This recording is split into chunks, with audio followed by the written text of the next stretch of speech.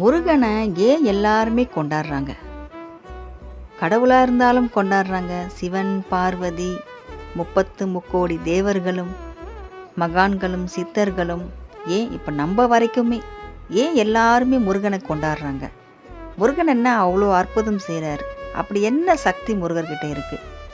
ஆனால் முருகர்கிட்ட இருக்கிறது ரொம்ப தூய்மையான ஒரு உள்ளம். ரொம்ப ரொம்ப தூய்மை உடையது முருகனுடைய உள்ளம். யார் அவரை முருகான்னு கூப்பிட்டு வழிபடுறாங்களோ, உள்ள முருகி முருகா நீ தான் எனக்கு துணைன்னு நினைக்கிறாங்களோ, அவங்களுக்கு முருகன் நிச்சயமாக துணை இருப்பார். அவங்களுடைய கர்மங்கள், அவங்க செய்த கர்மா எவ்வளோ மோசமாக இருந்தாலும், அவங்களுக்கு எழுதப்பட்ட விதி எவ்வளோ மோசமான விதியாக இருந்தாலும், முருகனால் அது சரி செய்யப்படும்.